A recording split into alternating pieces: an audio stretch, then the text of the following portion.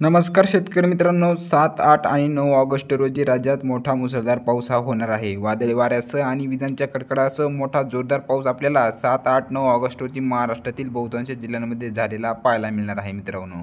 तर जाणून घेऊया हा पाऊस राज्याच्या नेमक्या कोणकोणत्या भागांमध्ये होणार आहे याविषयीची सविस्तर माहिती।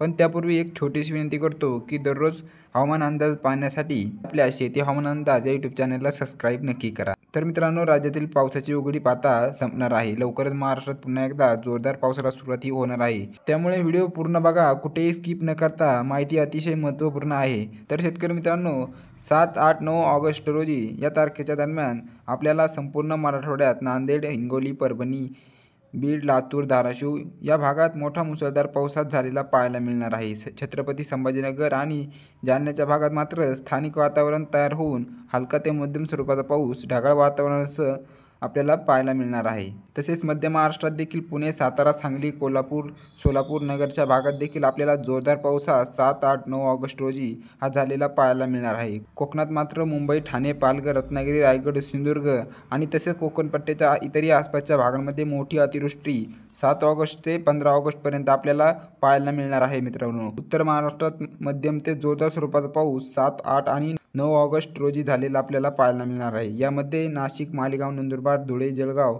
चाळीसगाव तसेच खान्देशच्या इतरही आसपासच्या भागांमध्ये मध्यम ते जोरदार स्वरूपाचा पाऊस होईल। त्यासोबतच विदर्भात पाहिले असता विदर्भातील काही भागात मोठ्या प्रमाणात पाऊस आपल्याला 7, 8, 9 तारखेला पाहायला मिळणार आहे मित्रांनो। यामध्ये नागपूर, गोंदिया, गडचिरोली, भंडारा, चंद्रपूर त्यासोबतच बुलढाणा, यवतमाळ, वर्धा, वाशिमच्या भागात देखील मोठी अतिवृष्टी असणार आहे। जोरदार पाऊस होणार आहे। मात्र अकोला, अमरावतीच्या भागात आपल्याला ढगाळ वातावरणासह हलका ते मध्यम स्वरूपाचा पाऊस 7 ते 8 ऑगस्ट रोजी दरम्यान झालेला पाहायला मिळणार आहे मित्रांनो। अशा ताज्या अपडेटसाठी आपल्या शेती हवामान अंदाज या यूट्यूब चॅनलला सबस्क्राईब नक्की करा। धन्यवाद।